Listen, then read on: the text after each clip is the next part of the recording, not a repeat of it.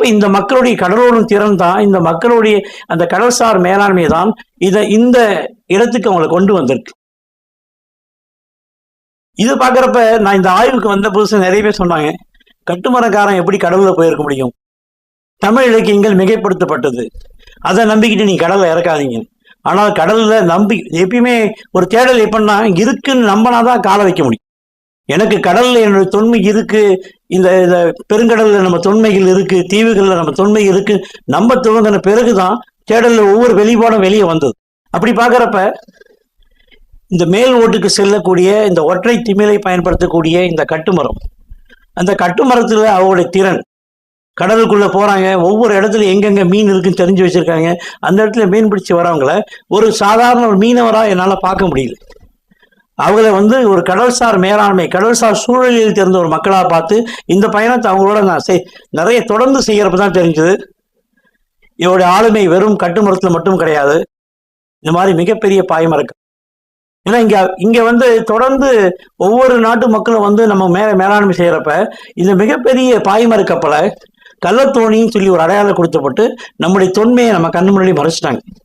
இந்த பாய்மர கப்பல் நீங்க பாக்குறப்ப இந்த கிட்டத்தட்ட ஒரு 80 அடியிலிருந்து 120 அடியிலிருந்து 240 அடி வரைக்கும் இருக்கக்கூடிய இந்த பாய்மரக்கல் மிக சாதாரண ஒரு பாய்மரக்கல் கிடையாது.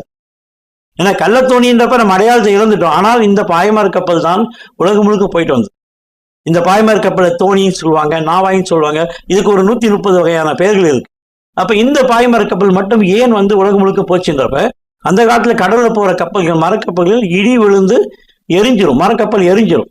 கடல்ல அவங்களுக்கு அவங்களால காற்றின் வழியில் வந்ததாலும் போக முடியாது. ஆனா இந்த மக்கள் கடல் நீரோட்டத்தை அடிப்படையாக வச்சு போனதாலும் கருங்காலி மரத்தை பயன்படுத்துவதால இடி இடிச்சா கருங்காலி மரத்து மேல விழுந்து இடியை கடத்தி கடல்ல வடவைன்ற ஒரு தீவை உருவாகும்.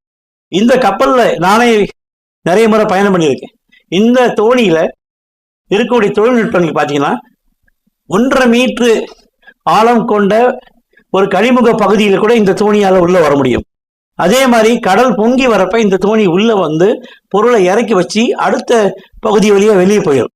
அது இல்லாம இந்த பாய்மர கப்பலுக்கு அடியில ஒரு ஃபால்ஸ் ஒரு இது இருக்கும். அதாவது ஒரு அடி தட்டு ஃபால்ஸ் இருக்கப்ப பாறை மோதனா கூட அந்த அடிப்பகுதியில் மேல் தட்டு தான் பாதிக்கப்படுமே தவிர உள்பகுதி பாதிக்கப்படும். அந்த மாதிரி மிக அழகான தொழில். இதுக்காக ஓடாவின்ற ஒரு சமூகம் தமிழ்நாட்டில் இருந்திருக்காங்க, இப்ப ரொம்ப குறைவா இருக்காங்க. நான் போய் காணொலி அவங்களை எடுத்தப்ப ஒரு 3-4 பழைய ஆள் தான் என்னால் பார்க்க முடிஞ்சது.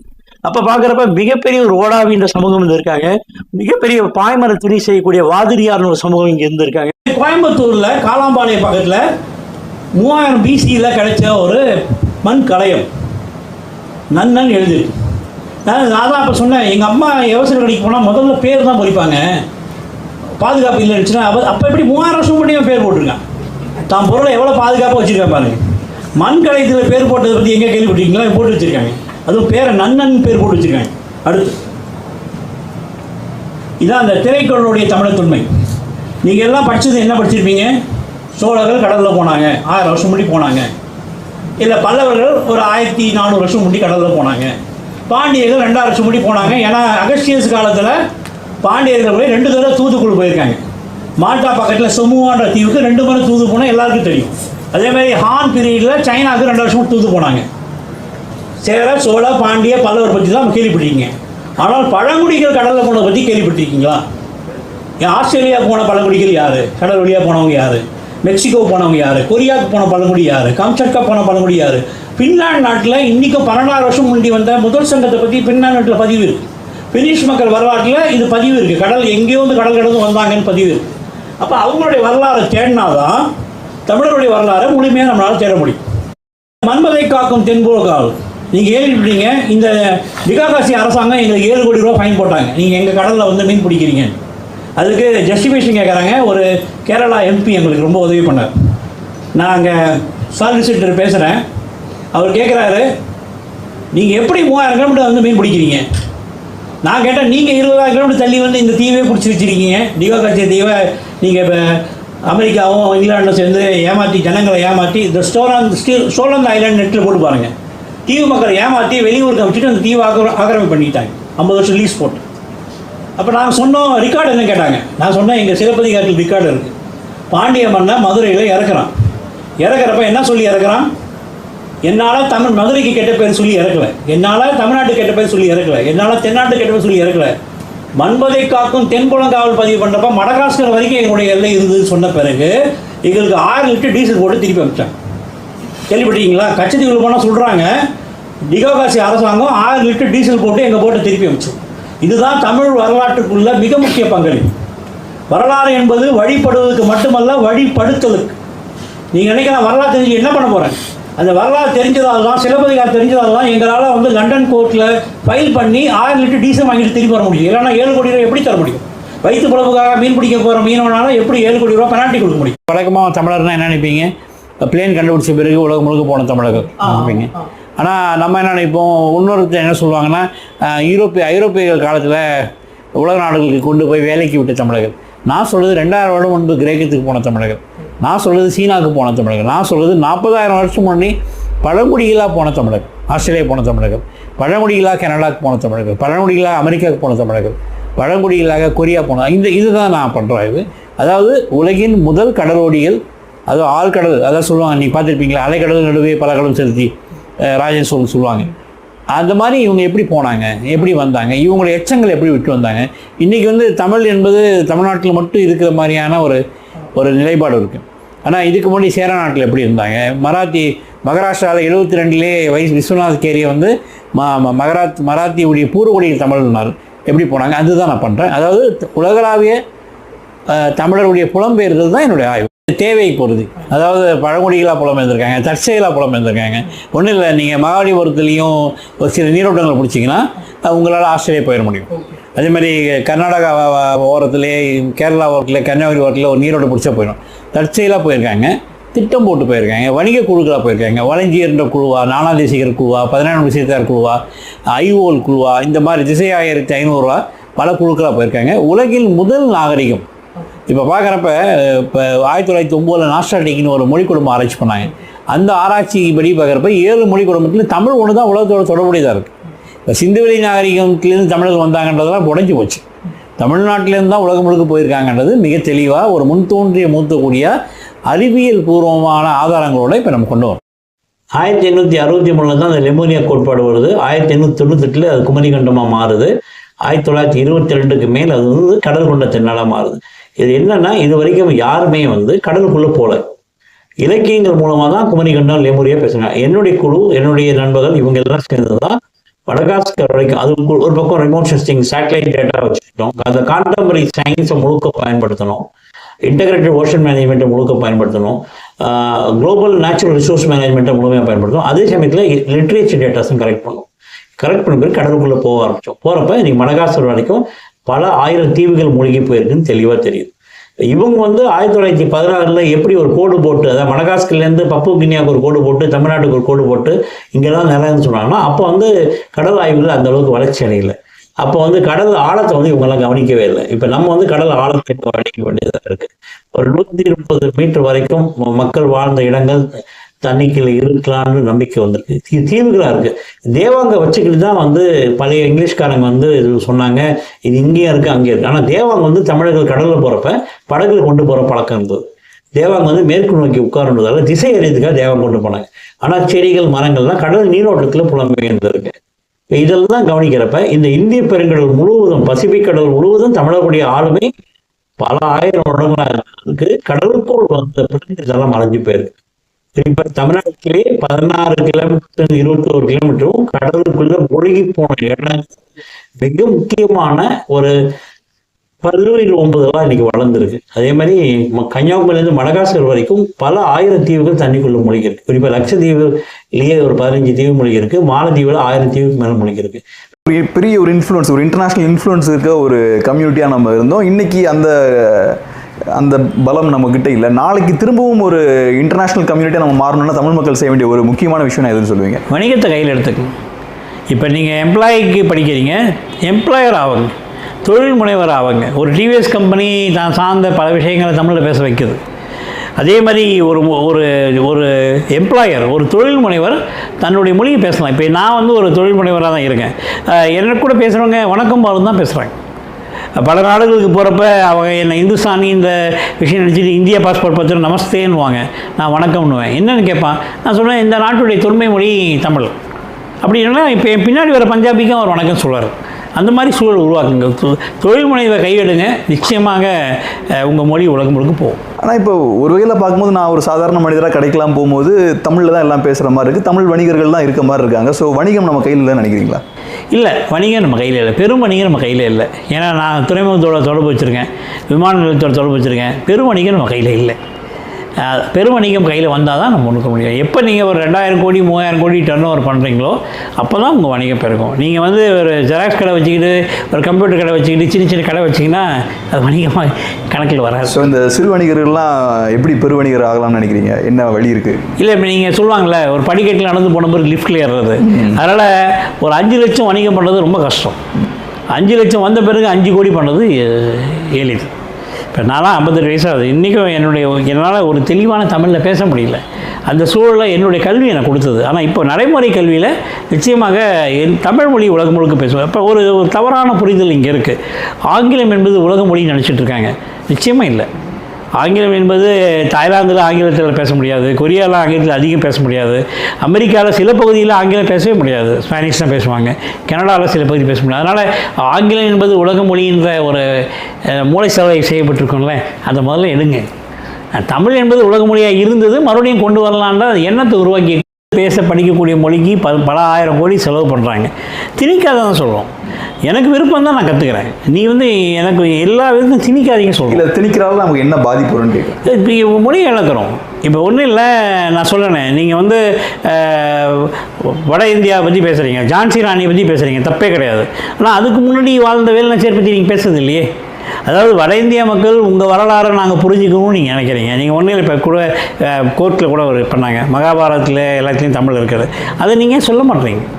மகாபாரதத்தோட தமிழ் தொடர்பு இருக்குது, ராமாயணத்தோட தமிழ் தொடர்பு இருக்குது, இந்தியாவோட எல்லா வரலாறு தமிழ் தொடர்பு, அது சொல்லுங்கள். இப்போ நாங்கள் சொல்லணும்னு நீங்கள் எதிர்பார்க்குறீங்கல்ல, சமஸ்கிருதம் அது தமிழ் உயர்ந்துன்னு சொல்லுங்கள்.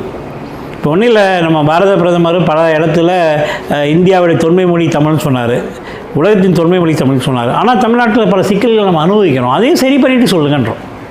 ஒரு பக்கம் என்னை ஹிந்தி கற்றுக்கணுன்றீங்க, ஒரு பக்கம் கோயம்பேடு பஸ் ஸ்டாண்டில் 9 மணிக்கு போனாலும் ஹிந்தி பேசணுன்றீங்க. ஏன் நீங்கள் டெல்லியில் இருக்க தமிழ் பேசக்கூடாது? டெல்லியில் போகிறப்ப நான் ஹிந்தி பேசுறது ஒரு நேர்மையான விஷயம். ஏன்னா அங்கே 1290 ஹிந்தி வந்தது, பல மொழிகளை அழிச்சிட்டு ஹிந்தி வந்தது, பல மொழிகளை அழிச்சிட்டு சமஸ்கிருதம் வந்தது. ஆனால் அங்கே நான் ஹிந்தி பேச சொல்கிறது, என்னை ஹிந்தி பேச சொல்கிறது நேர்மை. இங்கேயே நான் ஹிந்தி தான் பேசணும்னு சொல்கிறது நேர்மை கிடையாது. இங்கே எனக்குன்னு ஒரு மொழி இருக்குது. உங்களுக்கு இப்போ தான் சொன்னீங்க தமிழ்நாடு நாள் கொண்டாடுறோம், எல்லாரும் மொழி சார்ந்து பிரிஞ்சாங்கன்றோம். 1936 ஒரியா மொழி பற்றி இன்றைக்கி இந்தியாவே ஒரு மொழி சார்ந்த மாநிலமாக தான் இருக்குது. அப்படி இருக்கிறப்ப ஒரு குறிப்பிட்ட விஷயம்தான் எல்லாமே என்ற அந்த ஒரு திணிக்கிறது வேணான்றோம். மதுரை என்ன சொல்லுவாங்கன்னா 17 அறியா குடிகள்வாங்க. அதாவது மதுரையிலிருந்து வெளியே போக மாட்டோம். ஆனா இந்த பூம்புகார் என்ன சொல்லுவாங்கன்னா புலம்பெயர் மக்கள் பத்மணி தேர்தல் உலக மக்கள் முழுக்க இங்க வந்தாங்க. நீங்க யாராவது கேள்விப்பட்டீங்களா? இன்னைக்கு வந்து வேலைக்கு நீங்க ஒரிசால இருந்து ஆளை கூட்டு வரோம், வேலைக்கு வந்து உத்தரப்பிரதேசம் ஆளு கூட்டு வரோம், பெங்கால கூட்டு வரோம். ஆனா 2000 வருஷத்துக்கு முந்தைய காவல் புரிவதற்கு எவனங்களை கூட்டு வந்து நீங்க 2000 வருஷம் 2000 கிலோமீட்டர் கூட்டு வர பற்றி நம்ம பேசிட்டு இருக்கோம். ஆனால் 15,000 கிலோமீட்டர் தள்ளி உள்ள மக்களை வேலை வாய்ப்புக்காக இங்க கொண்டு வந்த ஒரு தமிழ் சமூகம் அயோனியர் கேள்விப்பட்டிருக்கு. எவனர்களை இங்க வந்து வேலை கொண்டு வந்த தமிழ் சமூகம் அது முட்டாசன் போய் பட்டினம் சொல்லக்கூடிய இந்த பூம்புகாரை பத்தி மிக சிறப்பா சொல்லிட்டு 20 கிலோமீட்டர்ல. ஏன்னா யோசிச்சு பாருங்க, 20 கிலோமீட்டர் தட்டி வேலை செஞ்ச எவனர்கள் இங்கேயே வராம போயிருப்பாங்க. அப்ப இந்த சிறப்பை வெளிப்படுத்தணும்.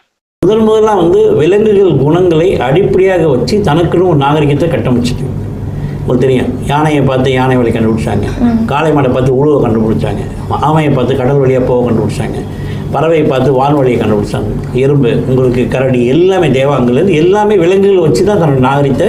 ஏன்னா நமக்கு வந்து மேற்கு தொடர்ச்சி மலையும் கிழக்கு தொடர்ச்சி மலையும் மிக வளமான ஒரு மலை. இதுலேருந்து பல்லுயிர் ஓம்புதல் தான் நம்முடைய ஸ்பெஷாலிட்டி. அதே சமயத்தில் ஒரே நேரத்தில் கவனக கலைன்னு சொல்லக்கூடிய சுதாவனம் சொல்லக்கூடிய 100 வகையான திறமைகள் நம்மகிட்ட இருந்தது. ஒரே நேரத்தில் 100 விஷயம் பார்ப்பாங்க. இங்கே நடக்குது, அங்கே நடக்குது, பின்னாடி நடக்குது, 360 டிகிரி செயல்படக்கூடிய திறமை 2000 வருஷம் முன்னாடி கடலில் போனவங்களுக்கு இருந்தது. ஏன்னா நம்மக்கிட்ட ஒரு மிக பழமையான கற்கால நாகரிகம் இருக்குது. இப்போ சென்னையை ஒட்டியே 17 லட்சம் வருஷம் பழமையான நாகரிகம், அதுவும் கருவிகளை பயன்படுத்தினது இப்போ அண்மையில் 3,85,000 வருஷம்னு உறுதியாக இருக்குது. இப்போ இது எல்லாமே ஒரு நீண்ட காலமாக இங்கே மக்கள் வாழ்ந்து அவங்க கொஞ்சம் கொஞ்சமாக உலகத்துக்கு போய் அதன் மூலமாக 2000 வருஷம் முன்னாடி உலகத்துக்கு தெரிஞ்ச ஒரு மொழியாக மக்களாக தமிழர்கள் இருந்தாங்க உறுதி செய்யப்படும். இல்லை, சோழர்களுடைய வரலாறு 2000 வருஷமாக இருக்குது. ஆனால் பாண்டியர் வரலாறு பல வருஷமாக இருக்குது. பாண்டியர்களுக்கு பேர் தென்னவர்னு பேர். பாண்டியர்கள் வந்து தென்புலங்காவல் மடகாஸ்கர் வரைக்கும் பாண்டியர்கள் இருந்ததுக்கான அடையாளம், கிரேக்கத்தையே பாண்டியர்கள் ஆண்டதுக்கான அடையாளம், சீனாவில் பாண்டியன்ற ஊரும் இருக்குது. இப்போ நம்மக்கிட்ட நம்மக்கிட்ட இறந்தவர்களை வந்து வழிபடுற பழக்கம் நம்மகிட்ட இருக்குது. அதாவது மூத்தோர் வழிபாடுன்னு சொல்லுவாங்க, மறைந்தவர் வழிபாடுன்னு சொல்லுவாங்க, முன்னோர் வழிபாடுன்னு சொல்லுவாங்க. இதில் வையத்தில் வாழ்வாங்கு வாழ்ந்தவரை வானோரையும் தெய்வத்தில் வைக்கப்படும். இது ஒன்று போதும். நம்ம வந்து உயிரோடு இருந்து நன்றாக வாழ்ந்து எல்லார் மனசும் இடம் பிடிச்சவங்கள தான் நம்ம வந்து கடவுளாக கும்பிட்றோம். அப்போ சிவன்றது ஒரு 12,000 வருஷம் முடியோ 15,000 வருஷம் முடியோ ஒரு வாழ்ந்த மனிதனா, சீவம்ன்றது நம்ம உயிர். அப்போ சீவம்ன்றது அதுதான் சிவன். சைவத்துடைய வழிபாடாக சிவனை கொண்டு வந்து அதுக்கப்புறம் இங்கே வரவங்க சிவனை வந்து ஒரு தொன்மத்துக்கு கொண்டு போயிடுறாங்க. இப்போ நம்மக்கிட்ட வாழ்ந்தவர்களுக்கு, இப்போ நீங்கள் வந்து எம்ஜிஆரை கும்பிட்றோமா, நம்ம அண்ணாதுரை கும்பிட்றோமா, இல்லை இப்போ அண்மையில் மறைந்த அம்மாவை கும்பிட்றோமா, அந்த மாதிரி எக்கச்சக்க பேர் நம்மக்கிட்ட இருக்காங்க, அடையாளமே இருக்காங்க. இப்போ பெரியார் வந்து இத்தனைக்கும் அவர் வந்து கடவுள் வேணான்னு சொல்லுவார், பெரியாரே இன்னைக்கு வழிபடுறாங்க. உங்களுக்கு தெரியும், சாய்பாபா வழிபடுறாங்க, எல்லாரையும் வழிபடுறாங்க. அப்போ வந்து நம்மக்கிட்ட வந்து சிவன்றது நன்றாக வாழ்ந்து மறைந்து மக்கள் மனசில் இடம்பெற்ற, அதாவது ஒரு மருதல் நாகரிகத்தை தோற்றுவிக்கிறதுல மிக முக்கிய பங்கு அளித்தவனை தான் நம்ம கடவுளாக கும்பிட்றோம். இப்போ திருவேங்கடம்ன்றது அதுக்கும் ஒரு மிக முக்கிய கேள்வி. ஏன்னா நம்மக்கிட்ட அடிப்படை இலக்கியங்களை இமய முதல் தென்குமரி வரை, இப்போ இமாலயான்னு பேர் இருக்கு இல்லைங்க, இந்த இமாலயா பேரில் வர மலை எந்த மொழி? இமயமலை இங்கேருந்து 3000 கிலோமீட்டர் தள்ளி இருக்குது. அந்த ஹிம்னா பனின்னு சொல்லுவாங்க, மலைன்னா மலை. இந்த மலைன்ற சொல்லு வந்து எந்த மொழி? மலைக்கு வந்து சான்ஸ்கிரிட்டில் பர்வதம்னு சொல்லுவாங்க, சான்ஸ்கிரிட்டில் கிலின்னு சொல்லுவாங்க. ஆனால் மலைன்ற சொல் தமிழில் தான் சொல்லுவாங்க. அப்போ இமய முதல் குமரி வரைன்றது எவ்வளோ தெளிவாக தமிழர்கள் வந்து இமயத்துலேருந்து குமரி வரை, தென்குமரி வரைன்னா மடகாஸ்கர் வரைக்கும் இருந்திருக்காங்க தெரியுது. அதேமாதிரி குடக்கடல் பாரசீகம் வரைக்கும் தமிழ் இருந்திருக்கு, குடக்கடலில். இந்த பக்கம் கிழக்கில் பார்க்குறப்ப இந்தோ சீனா வரைக்கும் தமிழ் இருந்திருக்குன்னு தெளிவாக தெரியுது. அதனால் காலங்கள் வந்து எல்லாம் மாறுது. இன்றைக்கி வந்து இப்போ நான் வந்து அன்றைக்கி சொல்லுவாங்க, ஒரு அரசர், வணிகம், அப்புறம் சமயம், இந்த 3 ஒன்றுக்கு ஒன்று தொடர்பாக இருக்குது. வணிகம் ஒழுங்காக நடக்கிறதுக்கு நம்பிக்கைக்கு சமயம் தேவைப்படுது. அரசன் ஒழுங்காக இருக்கணும்னா இந்த சமயமும் வணிகமும் ஒழுங்காக இருந்தால் தான் அரசனுக்கு பணம் வரும். இப்போ இது 3 ஒன்றுக்கு ஒன்று தொடர்பு. இதில் வந்து கோயில்கள் வந்து ஒரே கடவுள் தான் ஒரு கோயில் இருந்தால் சொல்ல முடியாது. காலத்துக்கு ஏற்ற மாதிரி மாற்றத்துக்கு வாய்ப்பு. தமிழ்நாட்டில் எல்லா கோயில் எடுத்தாலும் நிறைய கோயில் பள்ளிப்படை கோயிலாக கூட இருக்குது. அதாவது இறந்தவர்கள் உடல் மேலே லிங்கம் வச்சு கும்பிட்ற பழக்கமாக இருக்குது. மலையில் வழிபாடுகள் பல இடங்களில் வந்து ஒரு மதம் வர்றப்ப அது இன்னொரு மதத்தை அழிச்சிட்டு மதத்தை கொண்டு வர தன்மை உங்களுக்கு மாரியம்மன் கோயில் சர்ச்சா மாதிரி இருக்குது. சிவன் கோயில் வைணவமாக இருக்குது. ஒரு காலத்தில் வைணவத்தை எதிர்த்தாங்க. ராமானுஜர்லாம் இங்கேருந்து நாடு விட்டு நாடு ஒரிசா போனாங்க. அது வைணவத்துக்கு அடிப்படை. இப்போ ஸ்ரீ வைஷ்ணவம்னு சொல்கிறாங்க. ஆனால் ஆரம்பத்தில் வைணவத்துக்கு தமிழில் இருந்த பேர் மாலியம்னு சொல்லுவாங்க. குறிப்பாக பரிபாடல் காலத்தில் 2000 வருஷம் முன்னாடி வைணவத்துக்கு பேர் மாலியம், திருமாலியம். மால்ன்றது கடல் சார்ந்தது, மாலவன்னா கடல் பேர். இப்போ கடல் சார்ந்த வழிபாட்டுக்கு நீரவன் சொல்லக்கூடிய நாராயணன் வந்து கும்பிட்டாங்க. இன்றைக்கி கூட பார்க்குறப்ப புத்த மதம் கடல் வழியாக போச்சுருக்காங்க. ஆனால் அடிப்படையில் இங்கேருந்து ஒரு முறையாக போன மதம் பார்த்தோன்னா வைணவம் தான். அதுக்கப்புறம் முறையாக போன மதம் பார்த்திங்கன்னா சைவம் கூட போயிருக்கு. சிவன் வழிபாடு பல நாட்டில் திரிசூலம், வணிகர்களே தன்னுடைய அடையாளமாக திரிசூலம் தான் வச்சுருக்காங்க. அப்போ இதெல்லாம் வந்து காலத்தின் கட்டாயம். இப்போ நீங்கள் ஒரு கோயில் வந்து அந்த கோயில் 3000 வருஷம் அப்படியே இருக்கும் சொல்ல முடியாது. இப்போ ஒரிசா பூரியில் இருக்க கோயில் வந்து ஆரம்பத்தில் புத்த மத கோயிலாக இருந்து பின்னாடி சைவமாக போய் இன்றைக்கி வைணவ கோயில், இன்றைக்கி ரங்கநாதர் கோயிலாக மாறி இருக்குது, இல்லை ஜெகநாதர் கோயிலாக மாறி இருக்குது. இப்போ இது வந்து நீங்கள் வந்து பார்க்குற பார்வையில் தான் எல்லாமே. அது ஒரு காலத்தில் அம்மன் கோயிலாக இருந்திருக்கலாம், ஒரு காலத்தில் சிவன் கோயிலாக இருந்தால், ஒரு காலத்தில் முருகர் கோயிலாக கூட இருந்திருக்கலாம். இன்றைக்கி அதாவது வேங்கடம் சொல்லக்கூடிய இன்றைக்கி வழிபாட்டில் கிட்டத்தட்ட ஒரு 1500 வருஷமாக அது வந்து திருப்பதியில் வைணவ கோயிலாக தான் இருக்குது. நாகரிகமாக இருக்குது. அடிப்படையில் இது வைகை ஆற்றங்க நாகரிகம். ஏன்னா தமிழ்நாட்டில் 17 ஆற்றுப்படை இருக்குது. அதில் ஒரு ஆர்டர் தான் தமிழ் பேரில் சொல்கிறாங்க, தமிழ் கெழு வைகைன்னு சொல்லிட்டு. அந்த இலக்கியத்தில் மிக சிறப்பாக பாடப்பட்ட ஒரு வைகை ஆறு. அந்த வைகை ஆற்றங்கரை, அதுவும் வைகை ஆறுனா வைகை ஆறுக்கும் குண்டாருக்கும் இடையில் கிருத்தமால் நதி ஓடி மிகப்பெரிய பாண்டிய பேரரசுடைய ஒரு நான்மாட கூடல் சொல்லக்கூடிய மிகப்பெரிய ஒரு அரசு, உலகத்தையே இணைச்சி ஒரு அரசு சொல்லக்கூடிய பகுதிக்கு வைகை ஆற்றங்கரை. அதில் கீழடி பகுதியில் கொண்டகைன்ற இடத்துல கீழடி பகுதியில் ஆய்வு செஞ்சதால் இப்போ கீழடின்னு பேசுகிறாங்க. ஆனால் இது ஒரு ஆற்றங்கரை நாகரிகத்தை, உலகத்திலே மருதல் நாகரிகத்தை தோற்றுவித்த தமிழர்களுடைய மிக முக்கியமான வைகை ஆற்றங்கரை நாகரிகம். ஏன்னா உங்களுக்கு வருஷநாடு பகுதியில் இருக்கக்கூடிய காமகவுண்டியன் பட்டியலில் இருக்கக்கூடிய பாறை ஓவியங்கள் ஆரம்பித்து தேவேந்திரநல்லூரில் ஆரம்பித்து இலங்கை வரைக்கும் போகக்கூடிய ஒரு வைகை ஆற்றங்கரை நாகரிகத்தை நம்ம இன்னும் நிறைய பேச வேண்டியது இருக்குது. தமிழர்கள் வந்து ஒரு 17 குலங்கள்னு சொல்லுவாங்க. நீங்கள் பழைய இலக்கியம்லாம் பார்த்தீங்கன்னா 18 தொழில் சார்ந்த சமூகங்கள் பலவித குலங்களாச்சு. ஒன்றும் இல்லை, இப்போ நீங்கள் உழவு செய்கிறவங்க, நான் நெசவு செய்கிறவன். இப்போ உங்கள் வீட்டில் உழவுக்குரிய ஒரு மரபு பண்பாடு அதோடைய மொழி பேசப்பட்டு வரீங்க. உங்கள் வீட்டில் வந்து வெளியே போயிட்டு வர சமயத்தில் நீங்கள் வந்து வயலில் போயிட்டு வரப்போ காலை வந்து வெளியே கழுவிட்டு வீட்டுக்குள்ளே வருவீங்க. நான் நெசவில் இருக்கேன், நான் வந்து வயலில் காலை வைக்கலை, நான் வந்து அப்படியே வீட்டுக்குள்ளே நுழைவேன். அப்போ என்ன சொல்லுவீங்க? இல்லை, இது எங்களுக்கு பழக்கம் இல்லை, கொஞ்சம் தள்ளி இல்லைங்கன்னு சொல்லுவீங்க. இப்போ இதுதான் வந்து தொழில்கள் வழியில் உருவானத்தில் இந்த இடைப்பாடு. இப்போ நான் வந்து ஆடு கறி சாப்பிடுவேன், நீங்கள் வந்து ஆடை கும்பிடுவீங்க. நான் வந்து மாட்டுக்கறி சாப்பிடுவேன், நீங்கள் மாடை கும்பிடுவீங்க. அப்போ உங்களுக்கும் எனக்கும் வந்து சில இடைவெளி இருக்குல்ல. இதுதான் வந்து தொழில் சார்ந்த சமூகங்கள் பின்னாடி ஜாதிகளாக கட்டமைக்கப்பட்டது. ஏன்னா உங்களுக்கு ஒரு கோயில் போவீங்க வழிபாடு பண்ணுறதுக்கு, நான் எனக்கு ஒரு கோயில் போவேன். உங்களுடைய முறையில் ஒரு காது குத்துறது, மொட்டடிக்கிறது, திருமணம், கடைசி இறுதி சடங்கு உங்களுடைய ஒரு முறையில் வேறு மாதிரி இருக்கும், என்னுடைய முறையில் வேறு மாதிரி இருக்கும். அப்போ தச்சு சார்ந்த தொழில், நெசவு சார்ந்த தொழில், உழவு சார்ந்த தொழில், பானை சார்ந்த தொழில், அப்போ இந்த 17 குலங்கள் 17 குடிகள்னு சொல்லுவாங்க. இப்போ இவங்களுடைய இதுதான் பின்னாடி ஜாதிகளாக கட்டமைக்கப்பட்டது. பனைமரங்கள் அடுக்கிறாங்க, கடல் தண்ணியை நல்ல தண்ணியாக மாற்றி கொண்டு போகிறாங்க.